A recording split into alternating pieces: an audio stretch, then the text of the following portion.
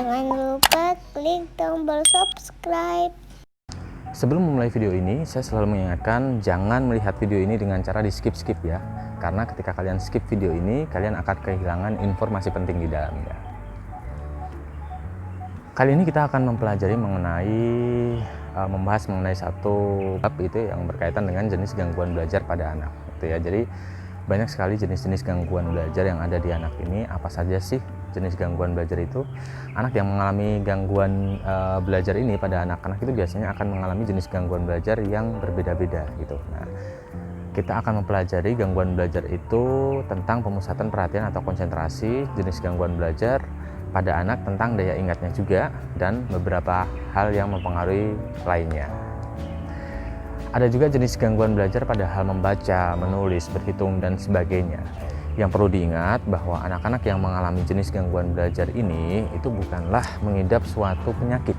Namun anak ini sebenarnya hanya mengalami semacam jenis gangguan belajar saja gitu. Nah, jenis gangguan ini terjadi biasanya pada proses pembelajarannya, dan sebenarnya ini bisa disembuhkan dengan terapi psikologis. Nah, apa saja sih jenis-jenis gangguan belajar yang biasanya terdapat pada anak atau mengganggu pada anak itu? Nah, saya akan mulai bahas satu persatu. Yang pertama ada yang namanya gangguan membaca. Gangguan membaca ini sering disebut dengan disleksia ya. Nah, anak disleksia ini secara fisik tidak akan terlihat sebagai anak yang susah membaca. Disleksia sendiri tidak hanya terbatas pada ketidakmampuan anak untuk menyusun atau membaca kalimat dalam satu urutan terbalik ya, namun juga dalam berbagai macam urutan, termasuk urutan dari atas ke bawah, kiri ke kanan, dan sulit juga si anak ini menerima perintah. Biasanya perintah-perintah yang berkaitan dengan verbal atau berkaitan dengan yang seharusnya memang dilanjutkan ke memori pada otak, itu memang si anak ini agak kurang. Nah, hal ini itu sering menyebabkan si anak disleksia ini dianggap sebagai tidak konsentrasi dalam beberapa hal. Di beberapa kasus lain ditemukan pula bahwa si anak ini tidak dapat menjawab beberapa pertanyaan-pertanyaan uraian panjang, terus beberapa pertanyaan uraian yang memang membutuhkan jawaban yang panjang lebar. Contoh-contoh tanda-tanda disleksia yang mungkin dapat dikenali oleh orang tua atau guru, ini kita akan membahas beberapa jenis-jenisnya ya. Yang pertama, memang si anak ini biasanya kurang mampu mengenali huruf, atau si anak ini tidak mampu untuk mengejanya. Yang kedua, si anak ini kurang mampu membuat pekerjaan tertulis secara terstruktur, misalnya IC. Yang berikutnya, si anak ini biasanya sih menghafal huruf ini dengan bertukar-tukar, misalnya B itu tertukar dengan D, P tertukar dengan H, M tertukar dengan N, S tertukar dengan Z, dan sebagainya. Nah, yang berikutnya membaca lambat-lambat dan terputus-putus dan juga tidak tepat. Daya ingat jangka pendeknya pun juga kurang terlalu bagus. Si anak disleksia biasanya kurang mampu memahami berbagai kalimat yang dibaca ataupun kalimat-kalimat yang didengar. Lalu yang terlihat juga tulisan tangannya biasanya sih tidak terlalu bagus atau buruk. Si anak disleksia pun mengalami kurang mampu mempelajari tulisan sambung biasanya ya. Tulisan sambung itu kurang dipahami lah, kurang dipelajari. Nah, ketika mendengarkan sesuatu, rentang perhatiannya pun juga cenderung pendek. Si anak ini pun juga kurang mampu dalam mengingat kata-kata, kurang mampu juga dalam diskriminasi visual. Lalu si anak pun cenderung juga kurang mampu dalam persepsi spasial, biasanya seperti itu. Selanjutnya, si anak disleksia pun juga ciri-cirinya yang lain adalah dia kurang mampu mengingat nama-nama. Dia agak kesulitan dalam menghafalkan nama. Si anak ini pun juga kurang mampu atau lambat dalam mengerjakan beberapa pekerjaan rumah. Anak disleksia pun biasanya juga kurang mampu memahami konsep dari waktu. Kurang mampu juga membedakan huruf vokal dengan konsonan. Si anak ini pun juga kebingungan atas konsep alfabet dan simbol biasanya. Nah, si anak disleksia pun itu kurang mampu mengingat rutinitas aktivitas sehari-harinya. Biasanya si anak disleksia pun kurang mampu juga membedakan antara kanan dan kiri. Masih kebingungan biasanya. Itu tadi ciri-ciri dari anak disleksia ya, ayah bunda ya.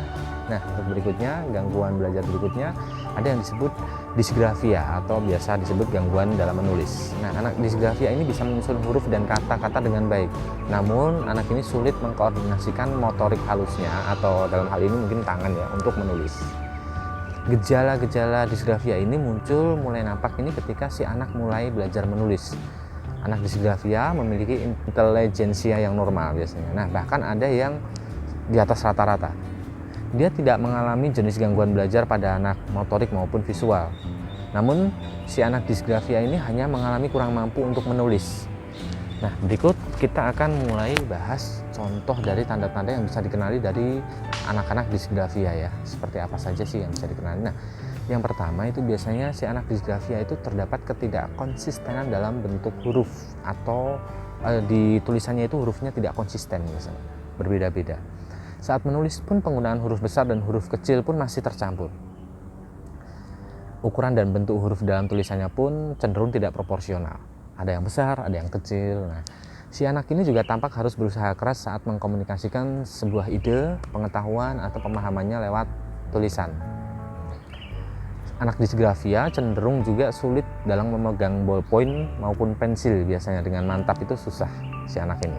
Caranya memegang alat tulis pun seringkali terlalu dekat, bahkan hampir menempel dengan kertas biasanya. Nah, kalau ayah bunda melihat si kecil ini dengan ciri-ciri itu, bisa dipastikan anak tersebut disgrafia. Berbicara pada diri sendiri ketika sedang menulis, atau malah mungkin terlalu memperhatikan tangan yang dipakai untuk menulis. Nah, itu juga disgrafia. Cara menulis pun biasanya tidak konsisten, tidak mengikuti alur garis yang tepat dan proporsional. Si anak disgrafia pun ini tetap mengalami kurang mampu meskipun hanya diminta menyalin. Misalnya dia menyalin tulisan yang sudah ada misalnya, itu menyalin saja dia agak kurang bagus atau kurang mampu. Gangguan belajar yang ketiga ada namanya gangguan berhitung. Nah, gangguan berhitung ini sering disebut diskalkulia. Diskalkulia ini adalah jenis gangguan belajar pada anak belajar yang berkaitan dengan kemampuan berhitung atau aritmatika. Nah, si anak-anak diskalkulia ini biasanya kurang mampu untuk menyelesaikan soal-soal matematika dan sulit untuk menangkap konsep dasar dari aritmatika.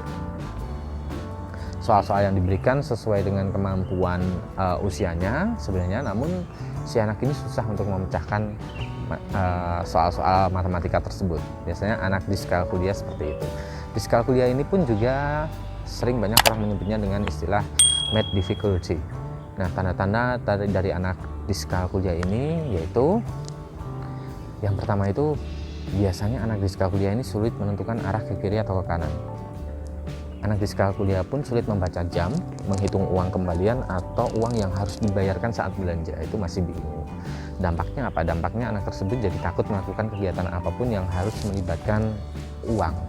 Nah, ciri berikutnya, tanda berikutnya, si anak ini susah sekali untuk melakukan proses-proses matematis seperti penjumlahan, pengurangan, pembagian, perkalian, dan lain sebagainya.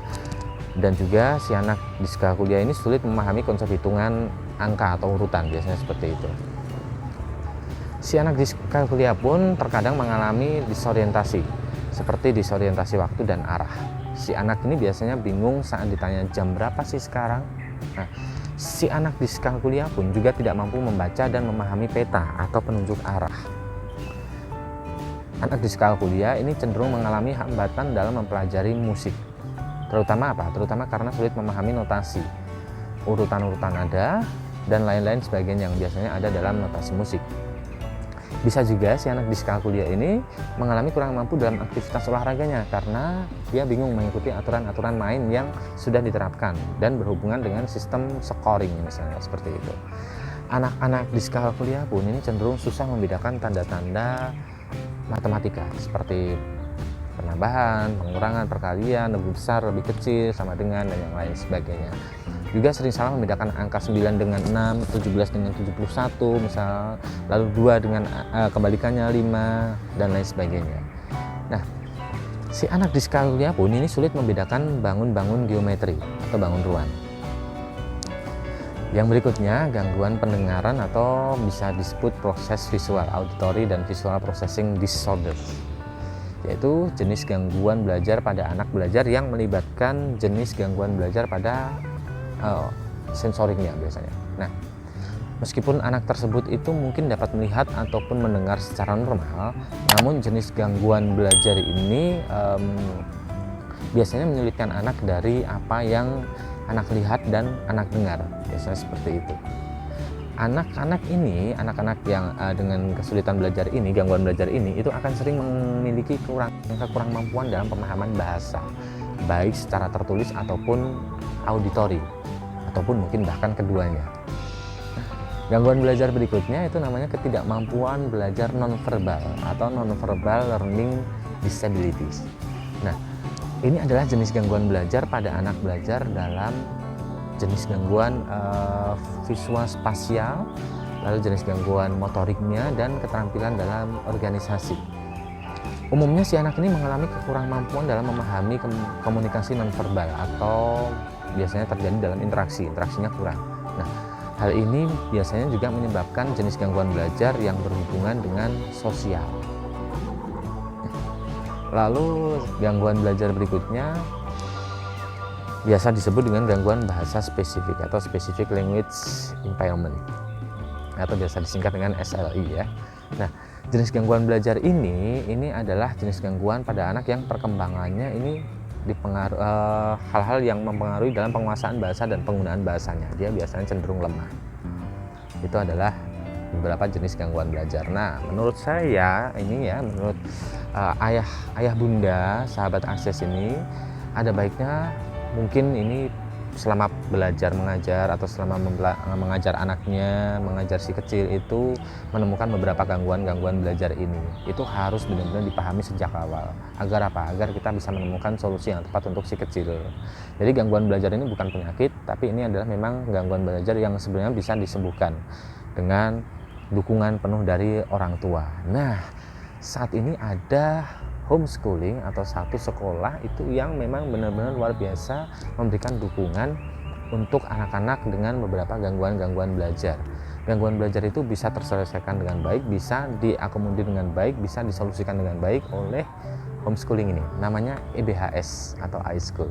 Untuk lebih jelasnya mengenai EBHS, ayah bunda sahabat akses ini bisa melihat di deskripsi ya. Nah, saya pun tidak lupa mengingatkan ke sahabat akses ayah bunda sekalian agar tidak ketinggalan informasi penting di dalam channel video ini atau video-video yang berikutnya. Jangan lupa subscribe, like, and share sebanyak-banyaknya. Terima kasih. Jangan lupa subscribe channel ini. Dengan subscribe, insya Allah Anda akan mendapatkan materi edukasi dari kami setiap kami melakukan upload.